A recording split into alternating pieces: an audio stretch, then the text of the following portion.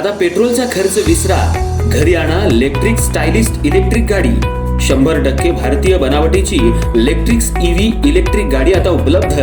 5 वर्षांची वॉरंटी, आकर्षक कलर्स आणि स्पोर्ट्स डिझाइन। एकदा चार्ज करा आणि 100 ते 140 किलोमीटर पर्यंत रेंज। अत्याधुनिक सर्व्हिस सुविधा, लोन सुविधा सुद्धा उपलब्ध। आजच भेट द्या साई मोटर्स, किसान चौक, इचलकरंजी। संपर्क 93 73 27 57 52 किंवा 0230 299 77 66। नो पेट्रोल नो टेन्शन, इलेक्ट्रिकचा स्मार्ट पर्याय।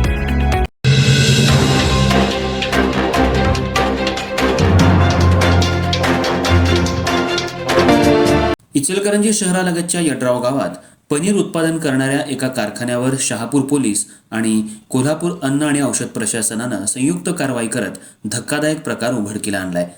जमजम ट्रेडर्स अक्कलकोट यांच्या मालकीच्या या पनीर उत्पादन केंद्रामध्ये अत्यंत अस्वच्छ वातावरणात पनीर तयार केलं जात असल्याचा संशय व्यक्त करण्यात आलाय। कारखान्यातील पनीरचे नमुने तपासणीसाठी जप्त करण्यात आले असून अन्न सुरक्षा विभागाकडून पुढील तपास सुरू आहे। यड्राव इथं या पनीर उत्पादन केंद्रावर अचानक छापा टाकण्यात आला असता तिथली परिस्थिती पाहून अधिकारीही चक्रावून गेले। पनीर तयार करण्यासाठी वापरलं जाणारं दूध तसंच तयार पनीर अत्यंत अस्वच्छ पद्धतीनं साठवून ठेवण्यात आल्याचं आढळून आलं। काही पनीर प्लॅस्टिकच्या पिशव्यांमध्ये भरून फ्रीजमध्ये ठेवण्यात आलं होतं। संबंधित फ्रीज उघडताच तीव्र दुर्गंधी पसरत होती। काही ठिकाणी अन्नपदार्थ कुजलेल्या अवस्थेत दिसून आले।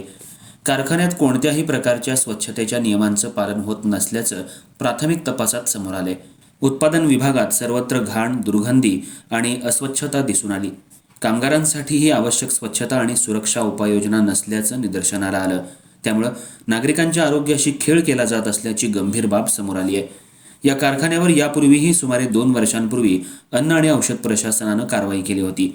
त्यावेळीही तयार पनीर जप्त करण्यात आलं होतं। मात्र त्यानंतरही परिस्थितीत कोणताही बदल झालेला नसल्याचं या कारवाईतून स्पष्ट झालंय।